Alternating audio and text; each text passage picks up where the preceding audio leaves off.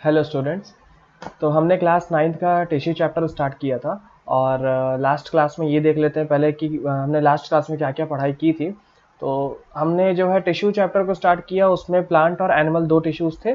Plant tissues की starting कर दिया था हम लोगों ने। प्लांट टिश्यूज़ को दो तरीके से क्लासीफाई किया जाता है on the basis of their division capacity, मतलब डिवीजन कर पा रहे हैं या नहीं कर पा रहे हैं, इस बेसिस पे मैंने प्लांट टिश्यूज़ को दो हिस्सों में बांटा था, एक मेरिस्मेटिक और एक परमानेंट।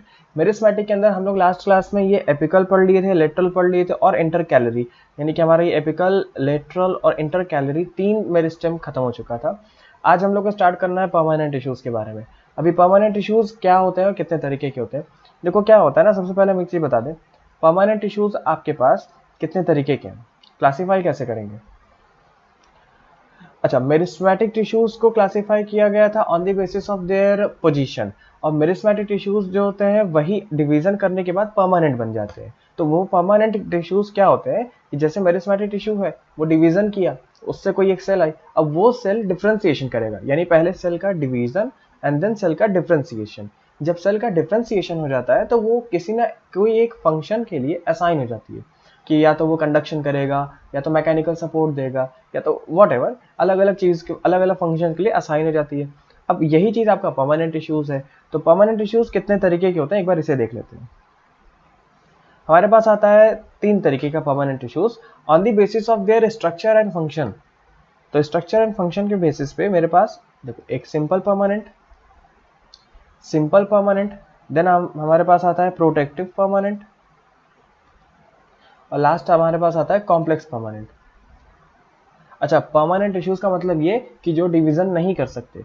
मेरिस्मेटिक इश्यूज डिवीजन करेंगे, वो डिवीजन करके ही तो परमानेंट इश्यूज दे देते हैं, तो उनकी डिवीजन की कैपेसिटी वो खत्म हो जाती है, अब वो डिवाइड नहीं कर सकते। रेयर केस की बात है कि 99% तो डिवीजन नहीं करते, एक परसेंट चांस ऐसा हो सकता है कि इन फ्यूचर अगर इन्हें जरूरत पड़े तो ये वापस से डी डिफ्रेंशिएट करके अपने आप को डिवीजन की स्टेट में लेके जा सकते हैं, ऐसा हो सकता है, बट वो हायर क्लास में देखेंगे, उसमें यहाँ पे हमें नहीं पढ़ना है। सिंपल टिश्यूज की बात करें तो ये, अच्छा, परमानेंट को मैंने तीन तरीके से बांटा, सिंपल, प्रोटेक्टिव और कॉम्प्लेक्स। अभी सिंपल के अंदर क्या आता है हमारे पास, पैरेन्काइमा, कॉलिनकाइमा और लास्ट हमारे पास स्क्लेरेनकाइमा। अभी प्रोटेक्टिव की बात करें तो प्रोटेक्टिव टिश्यूज को हम इसमें क्या आ जाता है, कॉर्क आता है, एपिडर्मिस आती है, एपिडर्मिस टिश्यू, इसी में हमें पढ़ना होगा स्टोमेटा के बारे में, गार्ड सेल्स वगैरह इसमें आते हैं। कॉम्प्लेक्स टिश्यूज दो तरीके के होते हैं, एक आपके पास आता है जाइलम और दूसरा है हमारे पास फ्लोएम। तो हमने पिछले क्लास में हम लोगों ने मेरिस्मेटिक टिश्यूज के बारे में पढ़ा था, जिसमें एपिकल, लेटरल और इंटर कैलरी आता है। हर एक मेरिस्मेटिक टिश्यूज का काम वही सेम है, डिवीजन करना, प्लांट की ग्रोथ करना, हाइट इंक्रीज करना, स्टेम की इनलार्जमेंट करना, यही सारा उसका काम है। एपिकल का मतलब होता है एपेक्स रीजन में पाया जाएगा, मतलब कि वो जो है स्टेम के रीजन पे सबसे टॉप पे है और रूट के रीजन पे सबसे टॉप पे है, तो ये एपिकल हो गया। इंटर कैलरी की बात किया था तो मैंने बताया था कि हर एक स्टेम पे नोड्स होते हैं और नोड्स के बीच बीच में आपके पास इंटर कैलरी मेरिस्टेम होता है। लेटरल मेरिस्टेम जो होता है वो स्टेम के एकदम साइड्स में, किनारे में, मतलब कि लेटरल साइड्स में होता है, इसे हम लोग लेटरल मेरिस्टेम कह देते हैं। तीन तरीके का मेरिस्टेम देखा था on the basis of their position, on the basis of their location. Permanent issues की बात जब कर रहे हैं तो यहाँ हमारे पास सिंपल पढ़ना है, प्रोटेक्टिव पढ़ना है, कॉम्प्लेक्स पढ़ना है। आज हम लोग सिंपल पढ़ेंगे, पैरेन्काइमा, कॉलिनकाइमा, स्क्लेरेनकाइमा के बारे में। अच्छा, सिंपल परमानेंट इश्यूज जो होते हैं उन्हें सिंपल क्यों कहा जा रहा है, क्योंकि इनका स्ट्रक्चर जो होता है, यहाँ पे एक चीज बता दें, सिमिलर सेल स्ट्रक्चर,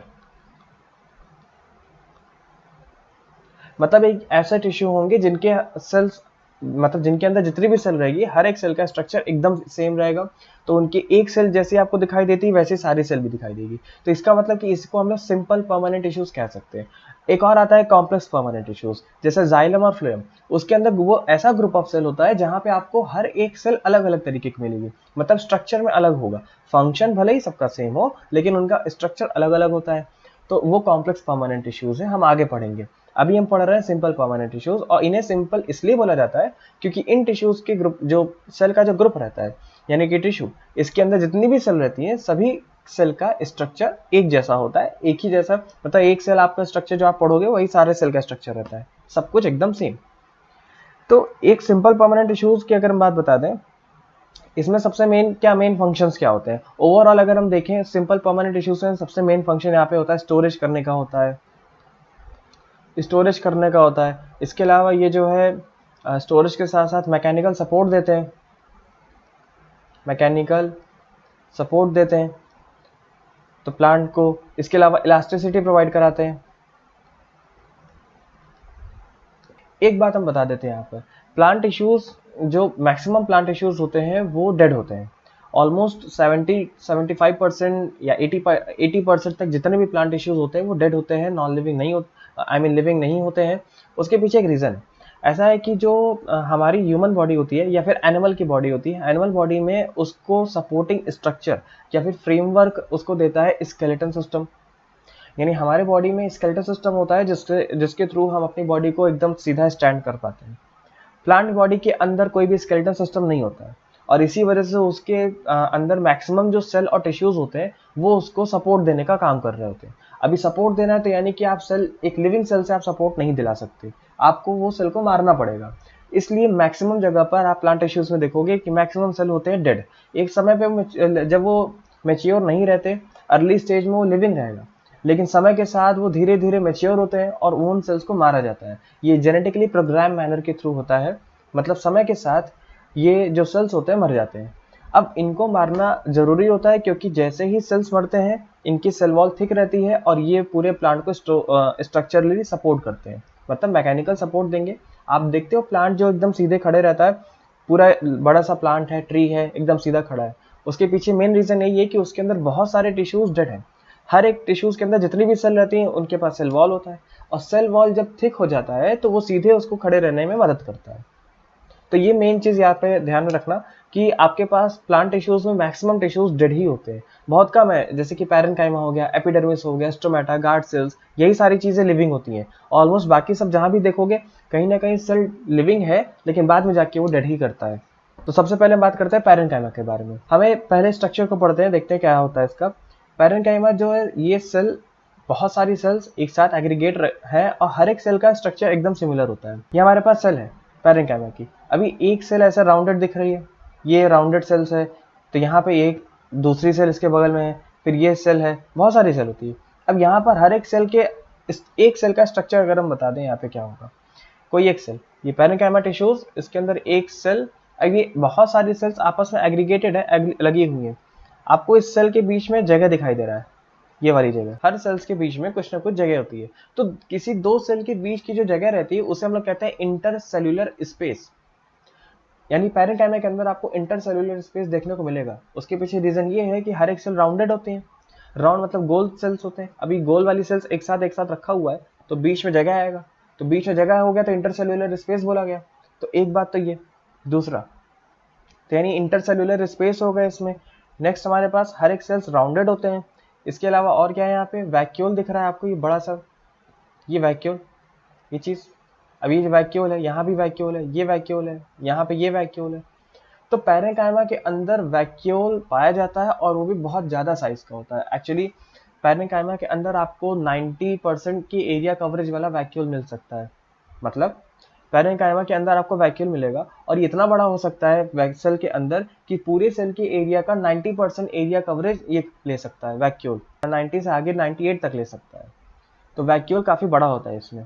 वैक्यूल की साइज बड़ी होती है, उसके पीछे रीजन भी यही है कि इसका काम मेन है स्टोरेज करना। और आप जानते हो कि वैक्यूल के अंदर ही स्टोरेज होती है, जैसे वाटर हो गया, फूड हो गया, मिनरल, आयंस, वॉटएवर, जिस भी चीज का स्टोरेज करना है वो वैक्यूल में ही करोगे। तो मेन पैरेन्काइमा का काम भी यही होता है, स्टोरेज करना। इसके अलावा और क्या दिखता है, देखो यहाँ पे हमारे पास वैक्यूल्स के अलावा इनका जो सेल होता है बहुत थिन होता है, पतली सेल वॉल होती है, सेलुलोज की बनी होती है, यही मेन स्ट्रक्चर है। तो पैरेन्काइमा जो सेल होती है इनको फिलिंग सेल्स कहा जाता है। फिलिंग सेल्स, जब आप कहीं बाहर जाते हो तो आप पैकिंग करते हो अपने ब्रीफ केस में, सूटकेस में आप कपड़े वगैरह भर देते हो, या फिर कोई एक कोई फ्रेजाइल सब्सटेंस है, कोई फ्रेजाइल आइटम है, जैसे कि कांच का आइटम है, अगर आप उसको जो है किसी जगह पे पैकिंग कर रहे हो और आसपास में जगह खाली है, सूटकेस में जगह खाली, तो आप क्या करते हो, उसमें न्यूज़पेपर, फोम, ये सारी चीज भरते हो, तो एक तरीके से फिलिंग कर रहे हो। तो ये पैरेंकाइमा का जो सेल होता है ये भी एक तरीके से प्लांट में फिलिंग करने का काम करेगा। जहां पर भी टिश्यूज की कमी आती है वो यहाँ भर जाते हैं, तो फिलिंग सेल्स होते हैं एक। दूसरा, इन्हीं को स्टोरेज सेल्स भी कहा जाता है, स्टोरेज सेल्स।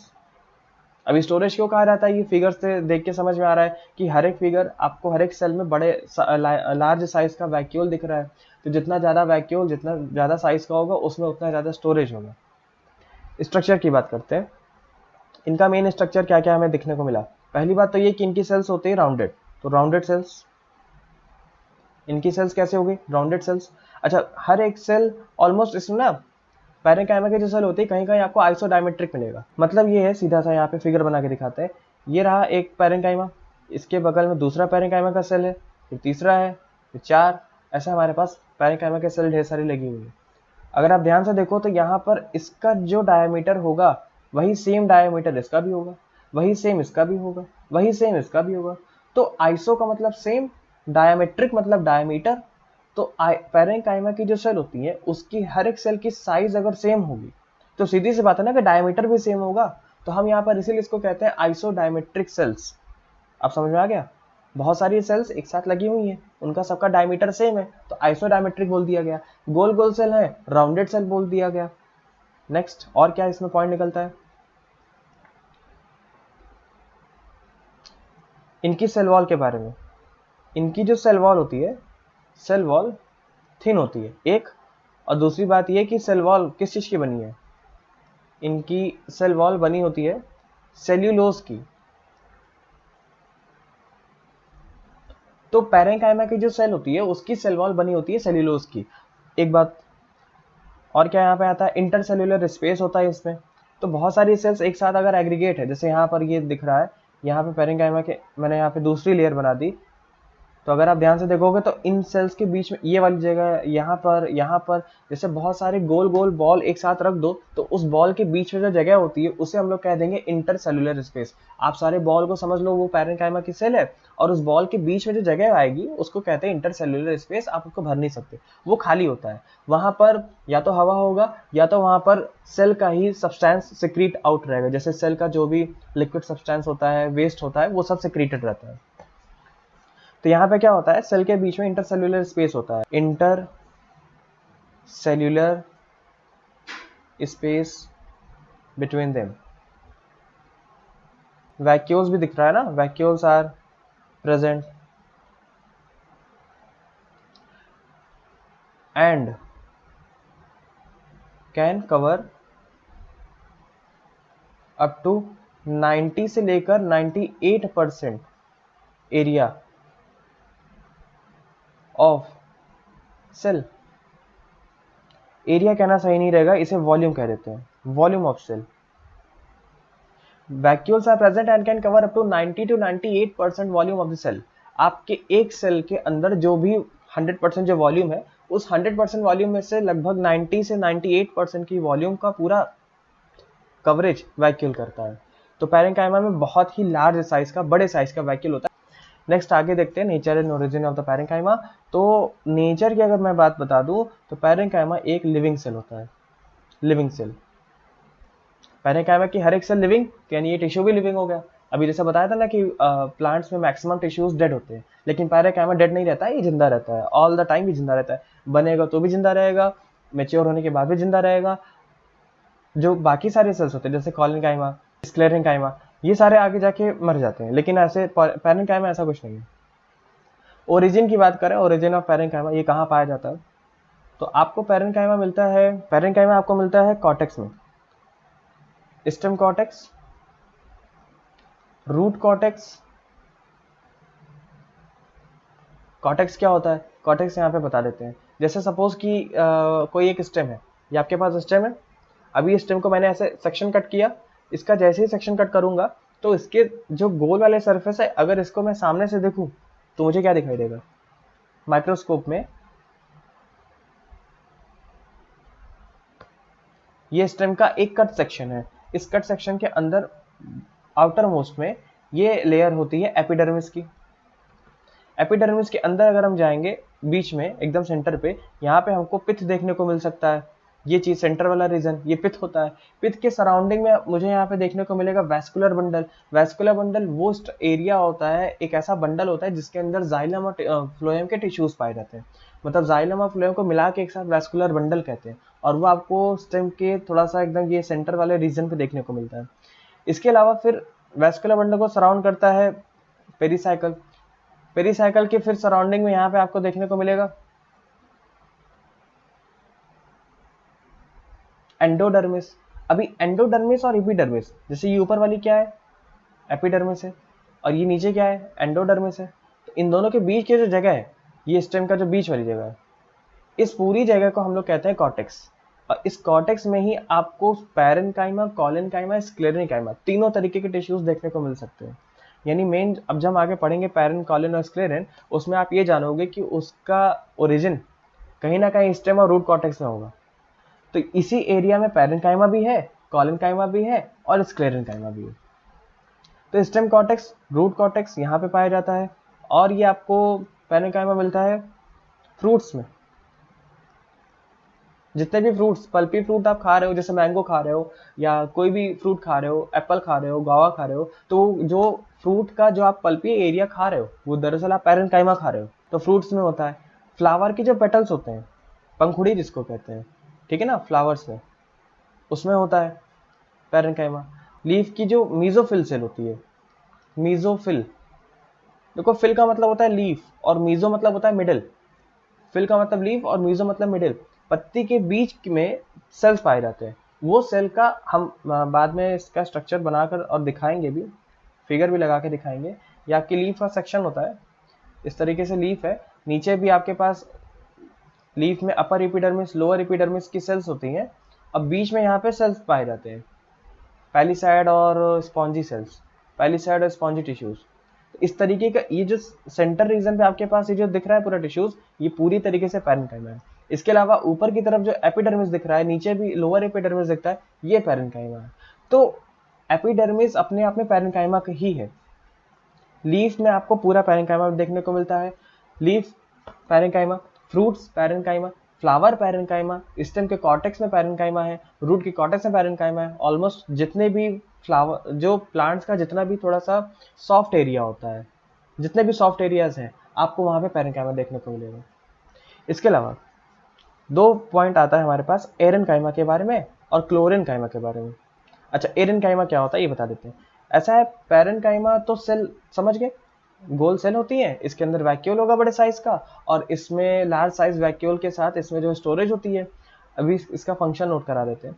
क्या होता है कि कभी कभी हमारे पास इस वैक्यूल में एयर वैक्यूल पाया जाता है, मतलब वैक्यूल तो रहेगा लेकिन उसके अंदर हवा भरी होती है। तो ऐसे में वो जो सेल होगी वो बायोन्सी प्रोवाइड कराती है एक्वेटिक प्लांट्स को। फिर से समझो, जब कभी पैरेन्काइमा में वैक्यूल्स में हवा भर जाए, एयर भर जाए, जैसे हवा का गुब्बारा होता है इस तरीके से, तो ऐसे एयर बलून से बने हुए जो वैक्यूल है, वो वैक्यूल अगर पैरेन्काइमा में है तो आप उस पैरेन्काइमा का नाम रख दोगे एरेन्काइमा। और ये मोस्टली एक्वेटिक प्लांट्स में देखने को मिलता है। जितने भी एक्वेटिक प्लांट्स होते हैं, सारे एक्वेटिक प्लांट्स के अंदर पैरेन्काइमा, वहां पे पैरेन्काइमा ही अपने आप को मॉडिफाई कर लेती है एरेन्काइमा में। वो इसलिए जिससे कि क्या होता है कि ऐसा समझो हवा से भरा हुआ बैलून है, एक बैलून ले लो, एक बॉल ले लो, हवा से भरा हुआ, आप उसको पानी में डालोगे तो डूबेगा ही नहीं। नीचे उसको अपने हाथ से प्रेशर थोड़ा सा लगा के आप पानी के नीचे लेके जाओ, जैसे ही हाथ हटाओगे वो फिर से ऊपर आ जाएगा। इस चीज को कहते हैं बायोन्सी। और ये बायोन्सी क्यों आया, अंदर हवा भरी इसलिए आया। तो एक्वेटिक प्लांट्स जो होते हैं, कुछ कुछ प्लांट ऐसे होते हैं जिसमें पैरेन्काइमा के अंदर वैक्यूल होगा, और वो वैक्यूल के अंदर एयर वैक्यूल मतलब हवा वाला वैक्यूल होगा। उससे क्या होता है, पूरी प्लांट्स को बायोन्सी मिलती है और वो पानी में ऊपर की तरफ तैरता है, सरफेस पे। इसके अलावा एक्वेटिक प्लांट्स में हो गया। नेक्स्ट आता है हमारे पास क्लोरेन्काइमा। क्लोरेन्काइमा, अच्छा ये भी ना पैरेन्काइमा का ही मॉडिफिकेशन है। मतलब जैसे एरेन्काइमा पैरेन्काइमा का मॉडिफिकेशन है, ऐसे क्लोरेन्काइमा पैरेन्काइमा का मॉडिफिकेशन है। लीफ में जो भी पैरेन्काइमा है, जानते हो फोटोसिंथेसिस होती है लीफ में, और वो क्यों हो पाती है, क्योंकि वहां पर पैरेन्काइमा की सेल के अंदर क्लोरोप्लास्ट आ जाता है। मतलब अगर पैरेन्काइमा में, पैरेन्काइमा की जो सेल है, इस सेल के अंदर क्लोरोप्लास्ट एक सेल ऑर्गेनेली आ गया, chloroplast as a cell organelle. तो इसमें अगर पैरेंकाइमा में क्लोरोप्लास्ट आ जाए तो आप वो फोटोसिंथेसिस करने लगेगा, और ऐसे वाले पैरेंकाइमा को बोल देते हैं क्लोरेनकाइमा। ये दोनों मिलके क्या करेंगे, ये ऐसा स्ट्रक्चर जो है ये क्या करते हैं, फोटोसिंथेसिस करना शुरू कर देते हैं। और ये कहाँ होता है, लीफ में होता है। ये जो बीच में मेसोफिल्म यानी यहाँ बनाया हुआ है ये पैरेंकाइमा है, ओरिजिन यानी कि स्टार्टिंग हुई पैरेंकाइमा से, इसके अंदर क्लोरोप्लास्ट आ गया तो इसी को हम बोल दिए क्लोरेनकाइमा। तो ये इतना पैरेंकाइमा था। नेक्स्ट हम बात करते हैं इसका फंक्शन। अब सबसे मेन फंक्शन यहाँ पर है स्टोरेज। पैरेंकाइमा का सबसे मेन फंक्शन होता है स्टोरेज करना। अब स्टोरेज किस चीज का करते हैं, ये बार बार स्टोरेज आ रहा है तो स्टोरेज किस चीज का करते हैं, स्टोरेज करेंगे वाटर का, पानी। दूसरा ये जो है आयंस करते हैं, न्यूट्रिएंट्स करते हैं। न्यूट्रिएंट्स के नाम पे यहाँ पे आता है स्टार्च, यानी जैसे खाना पीना होता है ना, प्लांट का अपना खुद का फूड, स्टार्च वगैरह हो गया, प्रोटीन हो गया, फैट हो गया, ठीक है। तो ये इसमें स्टोर होता है, प्लांट्स जो पैरेंकाइमा का वैक्यूल है उसके अंदर स्टोरेज रहता है। इसके अलावा और ये क्या करते हैं, आयंस के अलावा सॉल्ट्स, मिनरल और वेस्ट भी होता है। प्लांट के सेल में जो भी वेस्ट वगैरह आता है, जो प्रोड्यूस होता है, वेस्ट प्रोड्यूस होगा वो पैरेंकाइमा के वैक्यूल के अंदर होता है। तो वेस्ट के नाम पे क्या क्या, जैसे रेजिन, टैनिन, रेजिन हो गया, टैनिन हो गया, गम हो गया, ये सारी चीजें पैरेंकाइमा के अंदर स्टोरेज करते हैं। तो मेन फंक्शन होता है स्टोरेज। दूसरा यहाँ पे हम फंक्शन बता दें तो दूसरा फंक्शन होता है फिलिंग करने का। तीसरा यहाँ पे क्या है, टर्जिडिटी प्रोवाइड कराता है। टर्जिडिटी, टर्जिडिटी क्या होती है, एक सेल फूली हुई है तो टर्जिड, और एक सेल थोड़ी सी पिचक गई है, उसके अंदर से पूरा जो है पानी यानी कि स्टोरेज वगैरह सब खत्म हो गया है, वैक्यूल एकदम पिचक गई तो उसको कह देते हैं फ्लैसिड। फिर से समझ लो, अगर आपकी प्लांट सेल उसमें पूरा वाटर भरा हुआ है वैक्यूल के अंदर तो वो फूल जाएगा, तो उसका स्वेलिंग जो होता है उसको हम लोग कहते हैं टर्जिड। और वैसे ही जब कभी भी कोई सेल में से सारा पानी निकाल दो, वैक्यूल में से सारा पानी निकाल दो, तो वो श्रिंक कर जाएगा। श्रिंक करना मतलब होता है सिकुड़ना, तो वो सेल सिकुड़ जाएगी, आप उसको कहते हो वो फ्लैसिड हो गया। तो प्लांट्स में पैरेंकाइमा जो होता है वो मेन टर्जिडिटी बना के रखता है। पैरेंकाइमा के अंदर लार्ज साइज का वैक्यूल, अंदर भरा रहेगा पानी, तो वो सेल हमेशा स्वेल अप रहेगा। तो फूली हुई सेल रहेगी तो आप उसको कहते हो कि ये सेल हमेशा टर्जिड रहेगी। बस इतने ही फंक्शन होते हैं इसके। नेक्स्ट आता है हमारे पास कॉलिनकाइमा। अभी कॉलिनकाइमा की बात करें, ये देखिए इसका स्ट्रक्चर। अब कॉलिनकाइमा की जो सेल होती है इसमें एक चीज है, यहाँ पे इस कॉलिनकाइमा में आपको सेल के बीच में कोई भी इंटरसेल्यूलर स्पेस देखने को नहीं मिल रहा है, पहली बात। दूसरी बात, हर एक सेल का जो सेल वॉल है वो इरेगुलर थिकनिंग शो कर रहा है। मतलब यहाँ पर अगर आप ध्यान से देखो तो सेल वॉल ये दिख रहा है ना, थिक एंड कॉर्नर लिखा हुआ है। तो एक यहाँ पे इसका सेल वॉल कैसा हो गया, थोड़ा सा थिक हो गया है, फिर यहाँ पे सीधी चली फिर थिक हो गया, फिर यहाँ सीधी चली फिर थिक हो गया। तो अगर आप ध्यान से देखो तो सेल वॉल इसकी कैसी है, कहीं पर पतली है कहीं पर मोटी है, मतलब कहीं पर थिक वॉल है कहीं पे थिन वॉल है। फिर से देख लेते हैं दूसरे सेल में, यहाँ पे इसकी देखिए वॉल कैसी, ये थिन फिर ये थिक, फिर यहाँ पे थिन है ये थिक है, फिर यहाँ थिन हो गया वॉल और यहाँ पे थिक हो गया, थिन थिक। तो इस तरीके से आप कॉलिनकाइमा की सेल का स्ट्रक्चर अगर आप ध्यान से देखो तो इनके सेल के अंदर कोई भी मेन इंटरसेल्यूलर स्पेस तो नहीं होता, लेकिन यहाँ पे जो इसकी सेल वॉल होती है वो इरेगुलर थिकनिंग शो करती है। ये पॉलीगॉन टाइप के सेल होते हैं। इसका मेन स्ट्रक्चर होता है पॉलीगन। पॉलीगन मतलब कि हेक्सागन होगा या तो फिर पेंटागन होगा। हेक्सागन मतलब कि या तो 6 साइड्स की सेल होगी या तो 5 साइड्स की सेल होगी। इस जिसमें आपको दिख रहा है यहाँ पे, जैसे 1 2 3 4 5 6, ऐसे 6 सेल, 6 साइड यहाँ पे है। इस तरीके की सेल हो सकती हैं, या तो पेंटागन हो सकता है, ऐसे सेल हो सकती हैं, ऐसे भी हो सकती हैं, इस तरीके की सेल हो सकती है। तो ये कॉलिनकाइमा है। अगर ध्यान से देखा जाए तो कॉलिनकाइमा के बीच में इंटरसेल्यूलर स्पेस नहीं होता, तो पॉलीगॉन शेप इसी को बोलते हैं, पॉलीगॉन तरीके की हो सकती है। इसके अलावा no intercellular space, no intercellular space, इसमें इंटरसेल्यूलर स्पेस नहीं होगा। और इसकी जो सेल वॉल होती है, सेल वॉल इरेगुलरली थिकन, मतलब कि कुछ ऐसा फिक्स नहीं है कि अब सेल वॉल ऐसे सीधे चल रही, कहीं पे ज़्यादा सेल वॉल है, कहीं पे कम सेल वॉल है, तो कहीं पर आपको सेल वॉल मोटी दिखेगी, कहीं पे पतली दिखेगी, तो इरेगुलरली थिकेंड।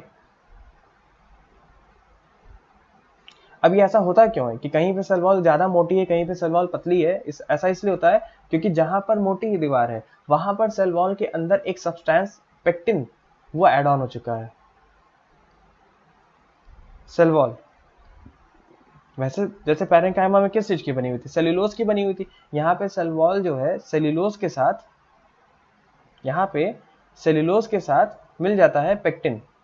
अभी पेक्टिन एक केमिकल सब्सटेंस है जो कि सेल्यूलोज के साथ मिल जाता है और इससे सेल वॉल कहीं मोटी कहीं पतली हो जाती है। कहीं पे दीवार मोटी है, कहीं पे पतली है, फिर मोटी है, फिर पतली है। ये पेक्टिन की वजह से हो रहा है। तो नेचर एंड ओरिजिन अगर बता दें तो ये नेचर में क्या है? लिविंग सेल है, जिंदा सेल होती है, ठीक है, ये भी लिविंग सेल होती है। मेच्योर होने के बाद ही डेड हो सकती है, बट फिलहाल तो ये लिविंग रहती है। ओरिजिन की बात करें तो यहाँ पर कॉलिनकाइमा आपको मिलता है स्टेम के कॉर्टेक्स में, stem cortex, leaf cortex, stem cortex हो गया, लीफ कॉर्टेक्स हो गया। इसके अलावा आपका जो लीफ का पेटियोल होता है ना, लीफ पेटियोल, अभी बताते हैं लीफ पेटियोल क्या होता है। लीफ पेटियोल में कॉलिनकाइमा पाया जाता है। यहाँ पे देखना, ये आपके पास स्टेम है, इस सिस्टम में ये आपकी जो है लीफ है, दिस इज लीफ। अब इस लीफ में ये जो स्टॉक होता है, दिस स्टॉक, स्टॉक मतलब डंडी, ये जो स्टॉक है इसी स्टॉक को बायोलॉजी की लैंग्वेज में कहते हैं पेटियोल। सिंपल लैंग्वेज में मतलब ये कि जो पत्ती है उस पत्ती की जो डंडी होती है उस डंडी को हम कहते हैं पेटियोल। अब ये आपका लीफ पेटियोल यही चीज है। तो लीफ पेटियोल में यानी इस वाले डंडी के अंदर, ये जो डंडी है इसके अंदर कॉलिनकाइमा के टिश्यूज होते हैं। तो फ्लेक्सिबिलिटी प्रोवाइड किया कि नहीं कॉलिनकाइमा? अगर आप लीफ देखते हो फ्लैटर करती है हवा में, जो है ये हवा में फ्लैटर करती है लेकिन टूटती नहीं। आप अगर पत्ती को नीचे दबा दो तो फिर छोड़ दो, फिर ऊपर चली जाती है। तो प्लांट में क्या आता है? फ्लेक्सिबिलिटी देता है। कॉलिनकाइमा का अगर मैं मेन फंक्शन बता दें यहाँ पे, तो प्रोवाइड फ्लेक्सिबिलिटी। ये प्लांट्स में फ्लेक्सिबिलिटी देते हैं, किसको? जैसे लीफ को, पूरे प्लांट के स्टेम को। थोड़ा जैसे जब आंधी तूफान आता है तो प्लांट ऐसे ऐसे हल्का हल्का ऐसे ऐसे मूव करता है, वो कॉलिनकाइमा की वजह से मूव कर रहा है। इसके अलावा और क्या करता है ये? फ्लेक्सिबिलिटी देने के साथ साथ मैकेनिकल सपोर्ट देता है। पूरी प्लांट की बॉडी को सीधा खड़ा रहने के लिए मैकेनिकल सपोर्ट करेगा। तो कॉलिनकाइमा का मेन फंक्शन क्या है? प्रोवाइड फ्लेक्सिबिलिटी और मैकेनिकल सपोर्ट। नेक्स्ट हमारे पास आएगा स्क्लेरेंकाइमा टिश्यूज। ये डेड सेल्स होते हैं। ये पहले तो अर्ली स्टेज में लिविंग रहेंगे, व्हेन अर्ली लिविंग, और जब मेच्योर हो जाते हैं, आफ्टर मेच्योरिटी, मेच्योरिटी आ जाती है तो डेड हो जाते हैं। ऐसा करना जरूरी होता है क्योंकि प्लांट्स को सबसे main support, mechanical support sclerenchyma ही देता है। स्क्लेरेंकाइमा दो तरीके का होता है, एक होता है फाइबर और एक होता है स्क्लेरिड्स। जो स्क्लेरेंकाइमा लार्ज साइज मतलब लंबे होते हैं, ये इस तरीके से लंबे वाले जो स्क्लेरेंकाइमा है इसे मैं कह देता हूँ फाइबर। और इस तरीके से जो यहाँ पे दिख रहा है ऐसे, ये वाली जो सेल है, इन सेल को कहा जाता है स्क्लेरिड्स। तो ये स्क्लेरिड्स है और ये फाइबर, ये फाइबर हो गया और ये स्क्लेरिड्स हो गया। तो स्क्लेरेंकाइमा दो तरीके का होता है, स्क्लेरिड्स और फाइबर्स एक। अब स्ट्रक्चर की अगर मैं बात बता दूं, आपने स्ट्रक्चर अभी अभी देखा जस्ट, स्ट्रक्चर क्या होता है? स्ट्रक्चर ऑफ स्क्लेरेंकाइमा यहाँ पे देख रहा होगा। स्क्लेरेंकाइमा के स्ट्रक्चर्स, हर एक सेल कैसी हेक्सागोनल है, हेक्सागोनल सेल, और उसमें भी दीवार कैसे दिख रही? रेगुलर थिकनिंग, दीवार मोटी तो है लेकिन थिकनिंग रेगुलर है। हाँ, तो स्ट्रक्चर देख लेते हैं। हेक्सागोनल सेल, हेक्सागोनल सेल्स होते हैं इसमें। अर्ली स्टेज में तो ये लिविंग रहते हैं, अर्ली स्टेज में ये सारी सेल लिविंग रहती है। आफ्टर मेच्योरिटी, आफ्टर मेच्योरिटी ये सारी सेल डेड हो जाते हैं। अब ऐसा बताएं जानबूझ के किया जाता है, इन सेल्स को मारा ही जाता है जानबूझ के। अच्छा, ये कैसे मारते हैं? कोई भी प्लांट किसी सेल को या किसी टिश्यूज को मारना होता है तो कैसे मारता है, उस सेल के अंदर उसकी सेल वॉल को थिक कर देगा, एकदम दीवार को मोटा कर देगा। अब मोटी दीवार के अंदर कोई लिविंग प्रोटोप्लास्ट जिंदा रह ही नहीं सकता है, उसका कम्युनिकेशन बंद हो जाएगा आउटर इन्वायरमेंट के साथ, तो अपने आप वो मर जाएगा, अंदर ही अंदर सूख जाएगा, ड्राई अप हो जाएगा। अब ऐसा कैसे किया रहता है, यहाँ पे सेल की वॉल को मोटा किया रहता है। अब सेल की वॉल यहाँ मोटी होती है किस लिए, मतलब कैसे होती है, देखो यहाँ पे सेल वॉल थिकेंड मोटी किया रहता है रेगुलरली, कॉलिंकाइमा की तरह नहीं कि कहीं पर कहीं ज्यादा मोटा है कहीं पे पतला, ऐसा नहीं। स्क्लेरेंकाइमा में क्या होगा, एक बराबर मोटाई होगी दीवार की, पहली बात। दूसरी बात, ये सेल वॉल जो यहाँ पे थिक है, वो क्यों थिक है, वो थिकनेस आ रही है सेल वॉल में सेलुलोज के साथ एक सब्सटेंस मिला हुआ है जिसका नाम है लिग्निन।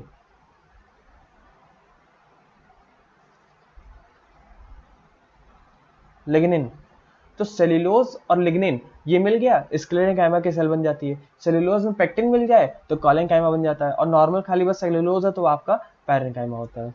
ये सेल्यूलोज के साथ लिग्निन मिल जाने से बहुत ही हार्ड सब्सटेंस बनता है, बहुत ही हार्ड स्ट्रक्चर हो जाता है, very hard and rigid structure बनता है। इसीलिए स्क्लेरेंकाइमा पूरे प्लांट को एकदम सीधे खड़े रहने में सपोर्ट कर पाता है। देखो इसी सेल वॉल की थिक हो जाने की वजह से, तो जब सेल वॉल थिक हो गई, मोटी हो गई, तो इसमें क्या हो गया, ये स्क्लेरेंकाइमा मर जाएगी, डेड हो जाएगी, तो ये डेड सेल हो जाती है, ये डेड होती है।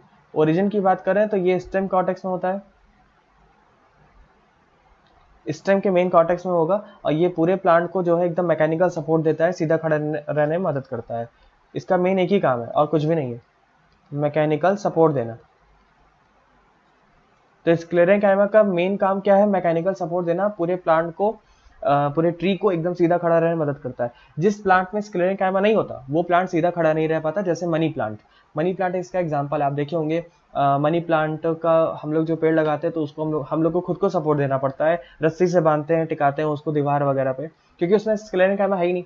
तो कॉलिंकाइमा है, फ्लेक्सिबिलिटी है प्लांट्स में, प्लांट्स फ्लेक्सिबल होता है, लेकिन उसमें कोई स्क्लेरेंकाइमा नहीं है, इसलिए वो सीधा खड़ा नहीं रह पा रहा है। तो स्क्लेरेंकाइमा और कॉलेनकाइमा ये दोनों प्लांट के टिश्यूज मिलके पूरे प्लांट को मैकेनिकल सपोर्ट देते हैं, साथ के साथ फ्लेक्सिबिलिटी देते हैं।